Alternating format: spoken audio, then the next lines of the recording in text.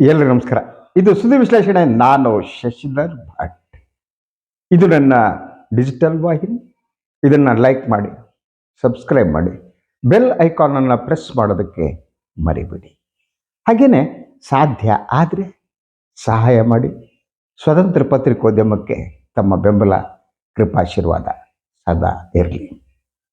ಬೆಳಗಾವಿ ರಾಜಕಾರಣ.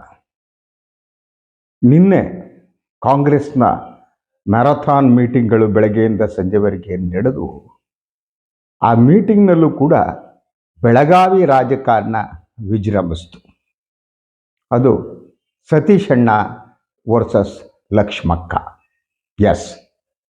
ಸೊ ಯಾಕೋ ಗೊತ್ತಿಲ್ಲ, ಜಾರಕಿಹೊಳಿ ಕುಟುಂಬಕ್ಕೆ ಲಕ್ಷ್ಮೀ ಹೆಬ್ಬಾಳ್ಕರ್ಗೆ ಸದಾ ಸಂಘರ್ಷ ನಡೀತಾ ಇರುತ್ತೆ. ಅದಕ್ಕೊಂದು ಇತಿಹಾಸ ಇದೆ. ನಮಗೆಲ್ಲ ಗೊತ್ತು, ರಮೇಶ್ ಜಾರಕಿಹೊಳಿ ಅವರು ಕಾಂಗ್ರೆಸ್ಸನ್ನು ಬಿಡುವುದಕ್ಕೂ ಕೂಡ ಕಾರಣ ಲಕ್ಷ್ಮೀ ಹೆಬ್ಬಾಳ್ಕರ್ ಅಂತ ಹೇಳಲಾಗ್ತಾ ಇದೆ. ಹಾಗೆ ನೋಡಿದರೆ ಲಕ್ಷ್ಮೀ ಹೆಬ್ಬಾಳ್ಕರ್ ಮತ್ತು ರಮೇಶ್ ಜಾರಕಿಹೊಳಿಯ ನಡುವೆ ಅತ್ಯುತ್ತಮವಾದ ಸಂಬಂಧ ಇತ್ತು. ಲಕ್ಷ್ಮೀ ಹೆಬ್ಬಾಳ್ಕರ್ ರಾಜಕೀಯವಾಗಿ ಬೆಳೆಸಿದ್ದೇ ತಾನೇ ಅನ್ನೋ ಮಾತನ್ನ ರಮೇಶ್ ಜಾರಕಿಹೊಳಿ ಹೇಳ್ತಾ ಇದ್ರು. ಅದರ ಜೊತೆಗೆ ಅವರು ಶುಗರ್ ಫ್ಯಾಕ್ಟ್ರಿ ಅಂತ ಕಾಣುತ್ತೆ, ಇನ್ಯಾವುದಕ್ಕೋ ಲಕ್ಷ್ಮಿ ಅನ್ನೋ ಹೆಸರನ್ನೇ ರಮೇಶ್ ಜಾರಕಿಹೊಳಿ ಇಟ್ಟಿದ್ರು ಅಂತ. ಅಂತಹ ಸಂಬಂಧ ಒಡೆದು ಹೋಯಿತು. ಅದಕ್ಕೆ ಕಾರಣಗಳೇನೇ ಇರಲಿ, ಸಂಬಂಧ ಒಡೆಯುವುದಕ್ಕೆ, ಸಂಬಂಧ ಹುಟ್ಟುವುದಕ್ಕೆ ಕಾರಣಗಳನ್ನು ಹುಡುಕೋದಕ್ಕೆ ಸಾಧ್ಯ ಇಲ್ಲ. ಕಾರಣಗಳಾಗಿರ್ತವೆ ಅಷ್ಟೆ. ಆದರೆ ಕಾರಣಗಳ ಹಿಂದಿನ ಸತ್ಯ ಇನ್ನೇನೋ ಇರುತ್ತೆ. What ever it may be. ಅದಾದ ಮೇಲೆ ಲಕ್ಷ್ಮೀ ಹೆಬ್ಬಾಳ್ಕರ್ ಮತ್ತು ಈ ಒಂದು ರಮೇಶ್ ಜಾರಕಿಹೊಳಿಯ ನಡುವಿನ ಫೈಟು ಯಾವುದ್ಯಾವುದೋ ರೀತಿಯ ಆಯಾಮಗಳನ್ನು ಪಡೆಯೋದಕ್ಕೆ ಪ್ರಾರಂಭ ಆಗಿತ್ತು. ಅದು ಅಲ್ಲಿನ ಸ್ಥಳೀಯ ಸಂಸ್ಥೆಗಳ ಚುನಾವಣೆ ಇರ್ಬೋದು, ಇನ್ನೊಂದಿರ್ಬೋದು, ಮತ್ತೊಂದಿರ್ಬೋದು. ಆ ಸಂದರ್ಭದಲ್ಲಿ ಲಕ್ಷ್ಮೀ ಹೆಬ್ಬಾಳ್ಕರ್ ಬೆಂಬಲಕ್ಕೆ ಉಪಮುಖ್ಯಮಂತ್ರಿ ಶಿವಕುಮಾರ್ ಅವರು ನಿಂತಿದ್ರು ಅಂತ ಹೇಳಲಾಗ್ತಾ ಇದೆ. ಸೊ ರಮೇಶ್ ಜಾರಕಿಹೊಳಿ ಬೆಳೆಸಿದ ಲಕ್ಷ್ಮೀ ಹೆಬ್ಬಾಳ್ಕರ್ ಅವರನ್ನು ಡಿ ಕೆ ಶಿವಕುಮಾರ್ ರಾಜಕೀಯವಾಗಿ ಪೋಷಿಸುವುದಕ್ಕೆ ಪ್ರಾರಂಭ ಮಾಡಿದ್ದು. ಇದು ಇಡೀ ಬೆಳಗಾವಿ ರಾಜಕಾರಣದ ಒಂದು ಘಟ್ಟ ಅಂತ ನನಗೆ ಅನಿಸುತ್ತೆ. ಒಂದು ಘಟ್ಟದಲ್ಲಿ ಇದೆಲ್ಲ ನಡೆದೋಯಿತು. ಅದಾದ ಮೇಲೆ ಲಕ್ಷ್ಮೀ ಹೆಬ್ಬಾಳ್ಕರು ರಾಜಕೀಯವಾಗಿ ಬೆಳೀತಾ ಇರುವ ರೀತಿ ಏನಿದೆ, ಅದು ಹಲವರ ಅಚ್ಚರಿಗೆ ಕಾರಣ ಆಗಿತ್ತು. ಯಾಕಂದರೆ ರಾಜಕಾರಣದಲ್ಲಿ ಯಾರೇ ಒಬ್ಬರು ಬೆಳೆಯೋದಿದ್ರೆ ಅವ್ರ ಗಾಡ್ ಫಾದರ್ ಬೇಕು. ಹಾಗಿದ್ರೆ ಲಕ್ಷ್ಮೀ ಹೆಬ್ಬಾಳ್ಕರ್ ಗಾಡ್ ಫಾದರ್ ಯಾರು? ಸಿದ್ದರಾಮಯ್ಯನವರೇ, ಡಿ ಕೆ ಶಿವಕುಮಾರ್ ಅವರೇ? ಇಬ್ಬರೂ ಕೂಡ ಲಕ್ಷ್ಮೀ ಹೆಬ್ಬಾಳ್ಕರ್ ಅವರ ಗಾಡ್ ಫಾದರೇ? ಹೇಳುವುದು ಕಷ್ಟ. ಆದರೆ ಸಾಮಾನ್ಯ ಕಾರ್ಯಕರ್ತೆ ಆಗಿದ್ದ ಲಕ್ಷ್ಮೀ ಹೆಬ್ಬಾಳ್ಕರ್ ನನಗೆ ಗೊತ್ತಾದ್ದು, ನಾನು ಅಖಾಡ ಅನ್ನುವ ಒಂದು ಕಾರ್ಯಕ್ರಮ ಒಂದು ವಾಹಿನಿಗೆ ಮಾಡ್ತಾ ಇದ್ದೆ. ಬೆಳಗಾವಿಯಲ್ಲಿ ಲೈವ್ ಪ್ರೋಗ್ರಾಮ್ ಮಾಡಬೇಕಾಗಿತ್ತು. ಆ ಸಂದರ್ಭದಲ್ಲಿ ಕಾಂಗ್ರೆಸ್ನವರು ಯಾರಾದರೂ ಸಿಗ್ತಾರ ಅಂತ ನೋಡಿದ್ರೆ ಯಾರೂ ಸಿಕ್ಕಿಲ್ಲ. ಆಗ ಲಕ್ಷ್ಮೀ ಹೆಬ್ಬಾಳ್ಕರ್ ಹೆಸರಲ್ಲಿ ಇನ್ಯಾರೋ ಅಂದರು. ನಾನು ಪ್ರಥಮ ಬಾರಿಗೆ ಅವರು ನನ್ನ ಕ್ಯಾಮ್ರಾ ಮುಂದೆ ಬಂದದ್ದು ಅಂತ ನನಗೆ ಅನಿಸುತ್ತೆ. ಅದಾದ ಮೇಲೆ ಹೆಣ್ಣುಮಗಳು ಬೆಳೀತಾ ಹೋದಳು. ಸೊ ಬೆಳೀತಾ ಹೋದ ಹೆಣ್ಣುಮಗಳು ಎಷ್ಟು ಪ್ರಬಲರಾದರು ಅಂದರೆ, ಇಡೀ ಜಾರಕಿಹೊಳಿ ಕುಟುಂಬದ ಇನ್ನೊಬ್ಬ ಸದಸ್ಯ ಸತೀಶ್ ಜಾರಕಿಹೊಳಿ ಅವರ ಜೊತೆ ಸಂಘರ್ಷ ನಡೆಸುವಷ್ಟು. ಎಸ್. ಸೊ ಜಾರಕಿಹೊಳಿ ಕುಟುಂಬ ಇಡೀ ಬೆಳಗಾವಿ ಜಿಲ್ಲೆಯಲ್ಲಿ ತುಂಬ ಪವರ್ಫುಲ್ ಆದ ಕುಟುಂಬ. ಅವರು ಮೂರು ಜನ ಅಣ್ಣ ತಮ್ಮಂದಿರು ಯಾವುದ್ಯಾವುದೋ ರಾಜಕೀಯ ಪಕ್ಷದಲ್ಲಿ ಇರ್ತಾರೆ. ಯಾವ ಪಕ್ಷ ಅಧಿಕಾರಕ್ಕೆ ಬಂದರೂ ಅವ್ರ ಕುಟುಂಬದಲ್ಲಿ ಒಬ್ಬರು ಇರ್ತಾರೆ. ಸೊ ಕುಟುಂಬದವರು ಒಬ್ಬರನ್ನ ವಿರೋಧಿಸಲ್ಲ. ಅವ್ರಿಗೆ ಬಿಟ್ಟಾಗೆ ಸತೀಶ್ ಜಾರಕಿಹೊಳಿಯವರು, ರಮೇಶ್ ಜಾರಕಿಹೊಳಿಯವರು, ಬಾಲಚಂದ್ರ ಜಾರಕಿಹೊಳಿಯವರು. ಸೊ ಅವರವರು ರಾಜಕೀಯ ಅವರು ಮಾಡ್ತಾರೆ. ಆದರೆ ಒಬ್ಬರೊಬ್ಬರು ಕಾಲೆಳೆಯಲ್ಲ ಅವರು. ಆ ಕುಟುಂಬದ ಒಗ್ಗಟ್ಟು ಅವರಲ್ಲಿದೆ. ಸೊ ಈ ಒಂದು ಲಕ್ಷ್ಮೀ ಹೆಬ್ಬಾಳ್ಕರ್ ಜೊತೆ ಫೈಟ್ ಮಾಡಿ ರಮೇಶ್ ಜಾರಕಿಹೊಳಿ ಒಂದು ರೀತಿಯಲ್ಲಿ ನೇಪಥ್ಯಕ್ಕೆ ಹೋಗೋದು ಕಾರಣ ಇತ್ತು. ಯಾಕಂದರೆ ಅವ್ರಿಗೊಂಥರ ದ್ವೇಷ ಬಂದ್ಬಿಡ್ತು. ಅದು ಯಾಕೆ ಗೊತ್ತಿಲ್ಲ. ಲಕ್ಷ್ಮೀ ಹೆಬ್ಬಾಳ್ಕರ್ ಅಂದರೆ ಅತಿ ಹೆಚ್ಚು ದ್ವೇಷಿಸುವ ಸ್ಥಿತಿಗೆ ರಮೇಶ್ ಜಾರಕಿಹೊಳಿ ಹೋಗಿದ್ರು. ಅತಿಯಾದ ದ್ವೇಷ ಅಂತಿಂತ ದ್ವೇಷ ಅಲ್ಲ. ಆದರೆ ಲಕ್ಷ್ಮೀ ಹೆಬ್ಬಾಳ್ಕರ್ ಜೊತೆಗೆ ನಿಂತಿದ್ದು ಡಿ ಕೆ ಶಿವಕುಮಾರ್ ಅವರು. ಸೊ ಕನಕಪುರದ ಬಂಡೆ ಎಂದು ಹೇಳಲಾಗುವ ಡಿ ಕೆ ಶಿವಕುಮಾರ್ ಲಕ್ಷ್ಮೀ ಹೆಬ್ಬಾಳ್ಕರ್ ಪಕ್ಕ ಬಂಡೆಯಂತೆ ನಿಂತರು. ಹೀಗಾಗಿ ರಮೇಶ್ ಜಾರಕಿಹೊಳಿಯವರ ಸಂಪೂರ್ಣ ಸಿಟ್ಟು ಡಿ ಕೆ ಶಿವಕುಮಾರ್ ಹತ್ರ ತಿರುಗಿತು. ಅವರು ಮಹಾನಾಯಕ ಮಹಾನಾಯಕ ಹಾಗೆ ಹೀಗೆ ಅಂತ ಹೇಳಲ್ಲ, ಹಿಡಿದು ಜಾಡಿಸೋದಕ್ಕೆ ಪ್ರಾರಂಭ ಮಾಡಿದ್ರು. ಹಾಗೆಲ್ಲ ಸತೀಶ್ ಸುಮ್ಮನೆ ಇದ್ದರು. ಆದರೆ ಬೆಳಗಾವಿ ರಾಜಕಾರಣದಲ್ಲಿ ಲಕ್ಷ್ಮೀ ಹೆಬ್ಬಾಳ್ಕರ್ ಅವರ ಪ್ರಾಬಲ್ಯ ಹೆಚ್ಚಾಗುತ್ತಿರುವುದು ಸತೀಶ್ ಜಾರಕಿಹೊಳಿ ಅವರಿಗೆ ಅಸಹನೆಯನ್ನು ಮೂಡಿಸ್ತಾ ಇತ್ತು. ನಮ್ಮ ನಿಯಂತ್ರಣದಲ್ಲಿರಬೇಕಾದಂತಹ ಬೆಳಗಾವಿಯಲ್ಲಿ ಇನ್ನೊಬ್ಬರು ನಿಯಂತ್ರಣ ತೆಗೆದುಕೊಳ್ಳುವಕ್ಕೆ ಯತ್ನಿಸುತ್ತಾರೆ. ಇದು ತುಂಬ ಸಹಜವಾದದ್ದು, ಅನುಮಾನ ಬೇಕಾಗಿಲ್ಲ. ಬೆಳಗಾವಿಯಲ್ಲಿ ಕಾಂಗ್ರೆಸ್ ಪಕ್ಷವನ್ನು ಕಟ್ಟುವುದರಲ್ಲಿ ಸತೀಶ್ ಜಾರಕಿಹೊಳಿ ಅವರ ಪಾತ್ರ ತುಂಬ ಇದೆ. ಪಕ್ಷವನ್ನು ಕಟ್ಟಿದವರು, ದುಡ್ಡನ್ನು ವ್ಯಯಿಸಿದವರು. ಇದೇ ನಿನ್ನೆ ಒಂದು ಸಮಸ್ಯೆ ಕಾರಣ ಆಯಿತು. ಉಪಮುಖ್ಯಮಂತ್ರಿ ಡಿ ಕೆ ಶಿವಕುಮಾರ್ ಅವರು ತಮ್ಮ ಭಾಷಣದ ಸಂದರ್ಭದಲ್ಲಿ, ಅದೊಂದು ಸರ್ಕಾರಿ DC ಕಚೇರಿನ ಯಾವುದೋ ಬಿಲ್ಡಿಂಗ್, ಅದನ್ನು ಪೂರೈಸೋಕೆ ಸಂಬಂಧಪಟ್ಟ ಹಾಗೆ ಲಕ್ಷ್ಮೀ ಹೆಬ್ಬಾಳ್ಕರ್ ಅವರನ್ನ ಶ್ಲಾಘಿಸುವುದಕ್ಕೆ ಪ್ರಾರಂಭಿಸಿದರು. ಇದು ಸತೀಶ್ ಜಾರಕಿಹೊಳಿ ಅವರಿಗೆ ಇರಿಟೇಟ್ ಮಾಡ್ತು. ಎದ್ದು ಬಂದೇ ಬಿಟ್ರು ಅವರು. ಬಂದ್ಬಿಟ್ರು, ನಾನೇ 3 ಕೋಟಿ ರೂಪಾಯಿ ಕೊಟ್ಟಿದ್ದು, ನಾನು 3 ಕೋಟಿ ರೂಪಾಯಿ ಬಿಲ್ಡಿಂಗ್ ಕಡೆ ಕೊಟ್ಟಿದ್ದೀನಿ, ಅದರ ಕ್ರೆಡಿಟ್ ಇನ್ಯಾರಿಗೋ ಕೊಟ್ಟರೆ ಹೇಗೆ? ಸೊ ಈ ಹಂತದಲ್ಲಿ ಲಕ್ಷ್ಮೀ ಹೆಬ್ಬಾಳ್ಕರ್ ಕ್ಲಾರಿಫೈ ಮಾಡೋದಕ್ಕೋ ಇನ್ನೇನೋ ಹೇಳೋದಕ್ಕೋ ತಿರುಗೋಟ್ ನೋಡುವುದಕ್ಕೂ ಮುಂದಾದರು. ಆದರೆ ಸತೀಶ್ ಜಾರಕಿಹೊಳಿ ಕ್ಯಾರ್ ಮಾಡಿಲ್ಲ, ಅವರು ಕ್ಯಾರ್ ಮಾಡೇ ಇಲ್ಲ. ಸೊ ಇದು ಕಾಂಗ್ರೆಸ್ ಪಕ್ಷದ ಆಂತರಿಕ ಬಿಕ್ಕಟ್ಟು ಬೆಳಗಾವಿಯಲ್ಲಿ, ಅದು ಬಹಿರಂಗವಾಗುವಂತೆ ಮಾಡಿತು. ಡಿ ಕೆ ಶಿವಕುಮಾರ್ ಮಾಡಿದ್ದು ಯಾಕೆ ಅವರು ಲಕ್ಷ್ಮೀ ಹೆಬ್ಬಾಳ್ಕರನ್ನ ಶ್ಲಾಘಿಸುವುದಕ್ಕೆ ಪ್ರಾರಂಭಿಸಿದರು? ಸೊ ಸನ್ಮಾನ್ಯ ಸತೀಶ್ ಜಾರಕಿಹೊಳಿ ಅವರು ಸಿದ್ದರಾಮಯ್ಯನವರ ಜೊತೆಗಿದ್ದಾರೆ ಅನ್ನುವ ಕಾರಣಕ್ಕಾಗಿ ಅವರನ್ನು ನಿರ್ಲಕ್ಷಿಸಲಾಯ್ತಾ? ಸೊ ಡಿ ಕೆ ಶಿವಕುಮಾರ್ ಮತ್ತು ಸತೀಶ್ ಜಾರಕಿಹೊಳಿ ಅವರ ಸಂಬಂಧ ಇತ್ತೀಚಿನ ದಿನಗಳಲ್ಲಿ ಕೆಡ್ತಾ ಇರುವುದು ಇದಕ್ಕೆ ಕಾರಣ ಆಯ್ತಾ? ಸತೀಶ್ ಜಾರಕಿಹೊಳಿ ಈಗ ಪರ್ಯಾಯವಾಗಿ ಜಾರಕಿಹೊಳಿ ಕುಟುಂಬವನ್ನು ಟಾರ್ಗೆಟ್ ಮಾಡುವುದಕ್ಕಾಗಿ ಲಕ್ಷ್ಮೀ ಹೆಬ್ಬಾಳ್ಕರನ್ನು ಡಿ ಕೆ ಶಿವಕುಮಾರ್ ಬಳಸ್ಕೊಳ್ಳೋದಕ್ಕೆ ಪ್ರಾರಂಭ ಮಾಡಿದಾಗ ಇವು ಪ್ರಶ್ನೆಗಳು. ಆದರೆ ಈ ಬೆಳವಣಿಗೆ ಒಟ್ಟಾರೆಯಾಗಿ ಕಾಂಗ್ರೆಸ್ ದೃಷ್ಟಿಯಿಂದ ಒಳ್ಳೆಯದಲ್ಲ ಅನ್ನುವುದು ಒಂದು. ಅದರ ಜೊತೆಗೆ ಇದು ಬೇರೆ ಬೇರೆ ರೀತಿಯ ಬೆಳವಣಿಗೆ ಕೂಡ ಕಾರಣ ಆಗ್ಬೋದು. ಆ ಕಾರಣಕ್ಕೆ ನಾನು ಹಿಂದೊಂದು ಸುದ್ದಿ ವಿಶ್ಲೇಷಣೆ ಮಾಡಿದೆ, ತಾವು ಗಮನಿಸಬಹುದು. ಯಾರು ಕೂಡ ಮಾಡಿಲ್ಲ, ನಾನು ಒಬ್ಬರೇ ಮಾಡಿದ್ದದು. So BJP trying to get Satish Jarkiholi ಅಂತ. ಅದರಲ್ಲಿ JDSನ ಕುಮಾರಸ್ವಾಮಿ ಅವರ ಪಾತ್ರ ಕೂಡ ಇರಬಹುದು ಅನ್ನುವ ಅನುಮಾನ ಇದೆ. ಯಾಕೆಂದರೆ ಕುಮಾರಸ್ವಾಮಿ ಅವರು ಕೂಡ ಸತೀಶ್ ಜಾರಕಿಹೊಳಿ ಜೊತೆ ಚೆನ್ನಾಗೇ ಇದ್ದಾರೆ. ಆದರೆ ನನಗೆ ಇರುವ ನಂಬಿಕೆ ಪ್ರಕಾರ ತಾತ್ವಿಕವಾಗಿ ಸತೀಶ್ ಜಾರಕಿಹೊಳಿ ಯಾವ ಸಂದರ್ಭದಲ್ಲೂ ಕೂಡ BJPಯನ್ನು ಒಪ್ಕೊಳ್ಳೋಕೆ ಸಾಧ್ಯ ಇಲ್ಲ ಅನ್ನೋದು ನನ್ನ ಬಲವಾದ ನಂಬಿಕೆ. ನಾನು ತುಂಬ ಹತ್ತಿರದಿಂದ ಅವರು ನೋಡಿದ ಹಾಗೆ ಅವರ ತಾತ್ವಿಕತೆ ಏನಿದೆ, ಆ ತಾತ್ವಿಕತೆಗೆ BJP ತಾತ್ವಿಕತೆಯನ್ನು ಸಂಪೂರ್ಣವಾಗಿ ವಿರೋಧಿಸ್ತಾರೆ. ಸೊ ಆ ಕಾರಣಕ್ಕೆ ವಾಟ್ ಐ ಬಿಲೀವ್, ಸೊ ಅವರು ಆಗಲ್ಲ. ಆದರೆ ಅವ್ರಿಗೆ ಬೇಸರ ಆದರೆ, ಈಗ ಬೇಸರ ಆಗಿದೆ ಸತೀಶ್ ಜಾರಕಿಹೊಳಿ ಅವರಿಗೆ, ನನಗೇನು ಅನುಮಾನ ಇಲ್ಲ.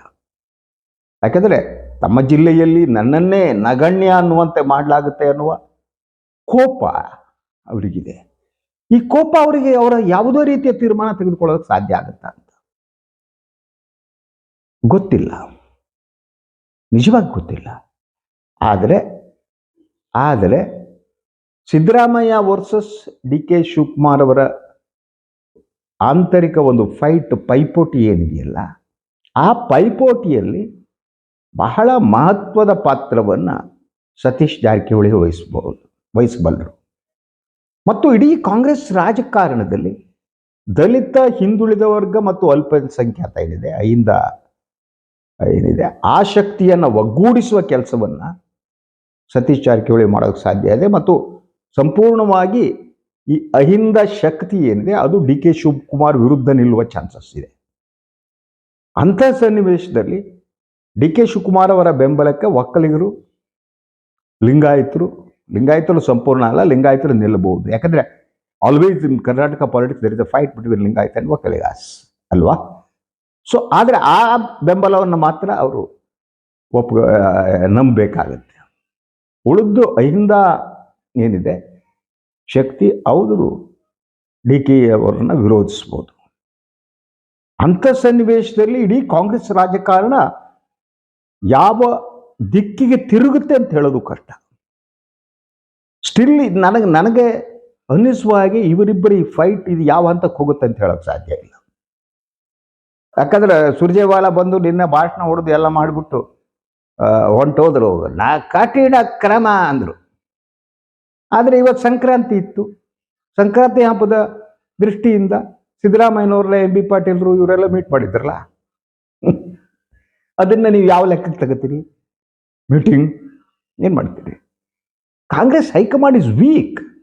ನಾನು ಹೇಳ್ತಾನೆ ಇದ್ದೀನಿ, Congress high command has no strength to act against Siddaramaiah or any other ministers. ಇವರು ಕೂಡ ಡಾಕ್ಟರ್ ಪರಮೇಶ್ವರ್ ಬಹಳ ಸ್ಪಷ್ಟವಾಗಿ ಹೇಳಿದ್ದಾರೆ, ನಾನು ಪರ್ಮಿಷನ್ ತಗಡೆ ಮಾಡ್ತೀನಿ ರೀ ದಲಿತರ ಸಭೆನ, ಕರಿತೀನಿ, ಸುಜೇವಾಲ ಬರಲಿ ನಮ್ಮ ಸಭೆಗೆ, ನಾವು ಹೇಳಬೇಕಾಗಿದೆ, ಚರ್ಚೆ ಮಾಡಬೇಕು. ಅಂದರೆ ಆ ಹಂತಕ್ಕೆ ಇದು ಹೋಗಿ ತಲುಪಿದೆ ಅಂತ. At any cost D K ಶಿವಕುಮಾರ್ನವ್ರನ್ನ ತಡೆಯುವುದಕ್ಕೆ ಒಂದು ತೀವ್ರ ರೂಪದ ಯತ್ನ ನಡೀತಿದೆಯಲ್ಲ, ಆ ಯತ್ನದಲ್ಲಿ ಸತೀಶ್ ಜಾರಕಿಹೊಳಿ ಕೂಡ ಇದ್ದಾರೆ. ಅವರನ್ನು ಮುಖ್ಯಮಂತ್ರಿ ಆಗುವುದರಿಂದ ತಪ್ಪಿಸುವುದು ಒಂದಾದರೆ, KPCC ಅಧ್ಯಕ್ಷ ಸ್ಥಾನದಿಂದ ಅವರನ್ನು ಇಳಿಸುವುದು ಇನ್ನೊಂದು. ಟಾರ್ಗೆಟ್ ನಂಬರ್ 1 ತಕ್ಷಣಕ್ಕೆ ಡಿ ಕೆ ಶಿವಕುಮಾರನ್ನ KPCC ಅಧ್ಯಕ್ಷ ಸ್ಥಾನದಿಂದ ಇಳಿಸೋದು. ಟಾರ್ಗೆಟ್ ನಂಬರ್ 2 ಅವರು ಮುಖ್ಯಮಂತ್ರಿ ಆಗದಂತೆ ನೋಡ್ಕೋಬೇಕಂತ. ಸೊ ಇದು ಯಾವ ಹಂತಕ್ಕೆ ತಲುಪಿದೆ ಹೇಗಿದ್ದರೆ, ಈ ಪ್ಯಾಚಪ್ಗಳು, ಹೊಂದಾಣಿಕೆಗಳು ಹೈಕಮಾಂಡ್ ಏನು ಮಾಡುತ್ತಲ್ಲ, ಇದೆಲ್ಲ ವರ್ಕ್ ಆಗುತ್ತಾ? ವರ್ಕ್ ಆಗುವ ಹಂತದಲ್ಲಿ ಇದೆಯಾ? ಇವೆಲ್ಲದರ ನಡುವೆ ಅಧಿಕಾರ ಹಂಚಿಕೆಯ ಸೂತ್ರ 2.5 ವರ್ಷ ಅಂತ ಕಾಂಗ್ರೆಸ್ ಹೈಕಮಾಂಡ್ ಏನಾದರೂ ಮಾತಾಡಿದರೆ, ಸಿದ್ದರಾಮಯ್ಯ ಮತ್ತು ಅವರ ಸುತ್ತ ಇರುವ ಅವರ ಬೆಂಬಲಿಗ ಶಾಸಕರು ಏನು ಮಾಡ್ತಾರೆ? Still they are in majority. Congress ಶಾಸಕಾಂಗ ಪಕ್ಷದಲ್ಲಿ ಎಸ್, ಸಿದ್ದರಾಮಯ್ಯ ಬೆಂಬಲಿಗರು ಹೆಚ್ಚಿದ್ದಾರೆ. ತಮ್ಮ ಬೆಂಬಲವನ್ನು ಹೆಚ್ಚಿಸಿಕೊಳ್ಳುವುದಕ್ಕೆ D K Shivakumar trying. JDS ಶಾಸಕರನ್ನು ಎಳಿಬಹುದೇ ಅಂತ ಯತ್ನ ನಡೆಸಿದ್ದಾರೆ ಅಂತ ಹೇಳಲಾಗ್ತಾ ಇದೆ. ಈ ಬಗ್ಗೆ ಇನ್ನು ಡಿ ಕೆ ಯಾವುದೇ ಸ್ಪಷ್ಟ ಪ್ರತಿಕ್ರಿಯೆಯನ್ನು ನೀಡಿಲ್ಲ. ಸೊ ವಾಟ್ ವಿಲ್ ಹ್ಯಾಪನ್ ನಾವ್? ಬೆಳಗಾವಿ ರಾಜಕಾರಣನೇ ಕಾಂಗ್ರೆಸ್ ರಾಜಕಾರಣ ಇನ್ನೊಂದು ಹಂತಕ್ಕೆ ತಿರುವಂತೆ ಮಾಡುತ್ತಾ? ಬೆಳಗಾವಿ ರಾಜಕಾರಣ ಏನಿದೆ, ಆ ರಾಜಕಾರಣ ಕಾಂಗ್ರೆಸ್ ಪಕ್ಷ ಒಡೆಯುವುದಂತೆ ಮಾಡುತ್ತಾ? ನನಗೆ ಕುತೂಹಲಕರವಾದ್ದು, ಕೇವಲ 10 ವರ್ಷಗಳ ಅವಧಿಯಲ್ಲಿ, 10-15 ವರ್ಷಗಳ ಅವಧಿಯಲ್ಲಿ ಲಕ್ಷ್ಮೀ ಹೆಬ್ಬಾಳ್ಕರ್ ಇಷ್ಟು ಪವರ್ಫುಲ್ ಆಗಿದ್ದು ಹೇಗೆ ಅಂತ. ಇಡೀ ವಿಧಾನ ಪರಿಷತ್ತಿನಲ್ಲಿ ನಡೆದ ಘಟನೆಗೆ ಸಂಬಂಧಪಟ್ಟ ಇಡೀ ಕಾಂಗ್ರೆಸ್ ಪಕ್ಷ ಲಕ್ಷ್ಮೀ ಹೆಬ್ಬಾಳ್ಕರ್ ಬೆಂಬಲಕ್ಕೆ ನಿಲ್ಲಬೇಕಾದ ಸಹಜವಾದದ್ದೇ, ತಪ್ಪು ಅಂತ ಹೇಳ್ತಿಲ್ಲ ನಾನು. ಆದರೆ ಅದು ಶಾಸಕಾಂಗ ಮತ್ತು ಕಾರ್ಯಾಂಗದ ನಡುವಿನ ಒಂದು ಬಿಕ್ಕಟ್ಟನ್ನೇ ಸೃಷ್ಟಿಸ್ಬಿಡ್ತು. ವಿಧಾನ ಪರಿಷತ್ ಒಳಗಡೆ ಏನೇ ನಡೀಲಿ, ಅದಕ್ಕೆ ವಿಧಾನ ಪರಿಷತ್ತಿನ ಸಭಾಪತಿಗಳು ತೀರ್ಮಾನ ಅಂತಿಮ, ಪೊಲೀಸರದ್ದಲ್ಲ. ಆದರೆ ಪೊಲೀಸರು ಲಕ್ಷ್ಮೀ ಹೆಬ್ಬಾಳ್ಕರ್ ಸಲುವಾಗಿ ವಿಧಾನ ಪರಿಷತ್ತಿನ ಒಳಗೆ ನಡೆದ ಒಂದು ಘಟನೆಗೆ ಸಂಬಂಧಪಟ್ಟ ಹಾಗೆ ಪೊಲೀಸರು ತನಿಖೆ ನಡೆಸುವ ಮೂಲಕ ಸಂವಿಧಾನಿಕವಾದ ಅಂಶಗಳೇನಿವೆ ಅದು ಕೊಲ್ಯಾಪ್ಸ್ ಆಗುವಂತೆ ಮಾಡಲಾಯಿತು. ಸೋ ಮಚ್ ಒಟ್ಟು ಸ್ಟ್ರೆಂತ್ ಲಕ್ಷ್ಮೀ ಹೆಬ್ಬಾಳ್ಕರ್. ಯಾಕೆಂದರೆ ನಮ್ಮ ಸಂವಿಧಾನದ, ನಮ್ಮ ಇದರ ಪ್ರಕಾರ ಶಾಸನ ಸಭೆಯ ಒಳಗಡೆ ನಡೆದಕ್ಕೆ ಪೊಲೀಸ್ ಎನ್ಕ್ವೈರಿ ಮಾಡುವ ಯಾವುದೇ ಅಧಿಕಾರ ಇಲ್ಲ. ಅದು ಸಂವಿಧಾನ ಕೊಟ್ಟಂತಹದ್ದು. ಆದರೆ ಅದನ್ನು ಉಲ್ಲಂಘಿಸಿ ಪೊಲೀಸ್ ತನಿಖೆ ನಡೆಸುವುದಕ್ಕೆ ಈ ಕಾಂಗ್ರೆಸ್ ಸರ್ಕಾರ ಮುಂದಾಗುತ್ತೆ ಅಂತಾದರೆ, that is the strength of Lakshmi Hebbalkar. She is so powerful ನಾವ್. Why? I don't know. She is much powerful. BJP CT Ravi ಬಿಡಿ, ಅವರ ಅಯೋಗ್ಯ, ಅವರ ಏನು ಅನುಮಾನ ಬೇಕಾಗಿಲ್ಲ, ಬೆಂಕಿ ಹಚ್ಚುವ ರಾಜಕಾರಣಿ. ಆದರೆ ಇಡೀ BJP ಪಕ್ಷವನ್ನು ಎದುರಿಸುವುದು ಮತ್ತು ಈ ರೀತಿ ಆ ಇಶ್ಯೂವನ್ನು ತೆಗೆದುಕೊಂಡು ಹೋಗೋದು, ದಿಸ್ ಈಸ್ ಎಸ್ಟಾನಿಶಿಂಗ್. ಯಾಕೆಂದರೆ ಶಾಸನ ಸಭೆಯಲ್ಲಿ ಇದಕ್ಕೂ ಹೆಚ್ಚು ಕೆಟ್ಟ ಕೆಟ್ಟ ಶಬ್ದಗಳಲ್ಲಿ ಬೈದಾಡಿದ್ದಿದೆ. ಯಾವತ್ತೂ ಕೂಡ ಪೊಲೀಸರು ಬಂದು ತನಿಖೆ ಮಾಡಿಲ್ಲ, CID ತನಿಖೆ ಮಾಡಿಲ್ಲ. ಇನ್ನೂ ಕೆಟ್ಟ ಕೆಟ್ಟ ಮಾತುಗಳಿವೆ. ಕೆರಕಳದ್ರಿಂದ ಕೆಳಗೆ ಕೆರಗುತ್ತಾ ಮೇಲೆ ಕರೆಯುತ್ತಾ. ನಾನು ನೋಡಿದರೆ ಕಳೆದ 3 ದಶಕಗಳಿಂದ ಹೆಚ್ಚು ಕಾಲದಿಂದ ಶಾಸನ ಸಭೆಯನ್ನು ನಾನು ನೋಡಿದ್ದೇನೆ. ಹಾಗೆ ಶಾಸನ ಸಭೆ ನಿಯಮಾವಳಿಗಳೇನಿವೆ ಆ ನಿಯಮಾವಳಿಗೂ ಭಾಳಷ್ಟು ಪತ್ರಕರ್ತರಿಗಿಂತ ಹೆಚ್ಚು ನನಗೆ ಗೊತ್ತಿದೆ. ಯಾವುದು ಸರಿ ಯಾವುದು ತಪ್ಪು, ನಿಯಮಾವಳಿಗಳು ಏನು ಹೇಳ್ತವೆ, I know everything, no issue. ಆದರೆ ಈ ಹಂತಕ್ಕೆ ಇದನ್ನು ಪ್ರಶ್ನಿಸುವುದು ಹೇಗೆ ಮತ್ತು ಇದನ್ನು ನಾನು ಈಗ ಚರ್ಚೆ ಮಾಡ್ತಿರೋದು ಬಿಕಾಸ್ ಆಫ್ ಲಕ್ಷ್ಮೀ ಹೆಬ್ಬಾಳ್ಕರ್. ಬೆಳಗಾವಿ ಸಾಹುಕಾರರನ್ನೇ ಎದುರು ಹಾಕಿಕೊಂಡು ಕಾಂಗ್ರೆಸ್ ಪಕ್ಷ ಕಟ್ಟುವುದರಲ್ಲಿ ಅಷ್ಟೆಲ್ಲ ಕಾಂಟ್ರಿಬ್ಯೂಟ್ ಮಾಡಿರುವ ಜಾರಕಿಹೊಳಿಯವರನ್ನು ಬಗ್ಗಿಸುವ ಹಂತಕ್ಕೆ ಹೋದಲೇ ಲಕ್ಷ್ಮೀ ಹೆಬ್ಬಾಳ್ಕರ್. ಯಾರ ಆಶೀರ್ವಾದ ಇದು? ಸಾಮಾನ್ಯ ಜನರ ಆಶೀರ್ವಾದ ಇದರಿದ್ದೆಲ್ಲ ಸಾಧ್ಯನೇ ಇಲ್ಲ. Not at all. ಇಡೀ ಪಂಚಭೂತಗಳ ಆಶೀರ್ವಾದ, ಎಲ್ಲ ದೈವಾನುದೈವತೆಗಳ ಆಶೀರ್ವಾದ, ಈ ಜಗತ್ತಿನ ಎಲ್ಲ ಆಶೀರ್ವಾದ ಇದ್ರಿಷ್ಟು ಪವರ್ಫುಲ್ ಆಗ್ತಾರೆ. But that is the situation. But Congress will suffer from this. Congress definitely will suffer from this development. So Satish Jarkiholi and Ahinda leaders, ನೀವು ಅವ್ರನ್ನ ನೆಗ್ಲೆಕ್ಟ್ ಮಾಡಿದರೆ ಕಾಂಗ್ರೆಸ್ ಮತ್ತೆ ಅಧಿಕಾರವನ್ನು ಕಳೆದುಕೊಂಡು ಪ್ರತಿಪಕ್ಷವಾಗಿ ನಿಂತ್ಕೋಬೇಕಾಗುತ್ತೆ. ಅನುಮಾನನೇ ಬೇಕಾಗಿಲ್ಲ. ಅದರ ನಡುವೆ ಈ ಮುಖ್ಯಮಂತ್ರಿಗಳ ಬಗ್ಗೆ ನಾನು ಒಂದು ಕೊನೆಯ ಮಾತನ್ನು ಹೇಳೋದಕ್ಕೆ ಇಷ್ಟಪಡ್ತೀನಿ. ಸೊ ಈಗಲಾದರೂ ಒಬ್ಬ ದಲಿತರನ್ನು ಮುಖ್ಯಮಂತ್ರಿ ಮಾಡಿ ಆ ಮೂಲಕ ಹೊಸ ಇತಿಹಾಸವನ್ನು ಬರೀರಿ. ದಲಿತರು ಮುಖ್ಯಮಂತ್ರಿ ಆಗಬೇಕು, ಅದು ಅವರ ಹಕ್ಕು. ಅದನ್ನು ಅವರಿಗೆ ಕೊಡಬೇಕಾದ್ದು ಇಲ್ಲಿರುವ ಎಲ್ಲ ಜಾತಿ ಸಮುದಾಯಗಳ ಕರ್ತವ್ಯ. Should do it. ಇಷ್ಟು ಮಾತ್ರ ನಾನು ಹೇಳಬಲ್ಲೆ. ಇದು ಇವತ್ತಿನ ಸುದ್ದಿ ವಿಶ್ಲೇಷಣೆ. ಇನ್ನೊಂದು ವಿಚಾರದೊಂದಿಗೆ ಮತ್ತೆ ತಮ್ಮ ಜೊತೆ ಬರ್ತೀನಿ. ಎಲ್ಲರಿಗೂ ಕೂಡ ನಮಸ್ಕಾರ. ಹಾಗೆಯೇ ನನ್ನ ವಾಹಿನಿಯನ್ನು ಲೈಕ್ ಮಾಡಿ, ಸಬ್ಸ್ಕ್ರೈಬ್ ಮಾಡಿ, ಬೆಲ್ ಐಕಾನ್ ಪ್ರೆಸ್ ಮಾಡೋದಕ್ಕೆ ಮರಿಬೇಡಿ. ಸಾಧ್ಯ ಆದರೆ ಸಹಾಯ ಮಾಡಿ.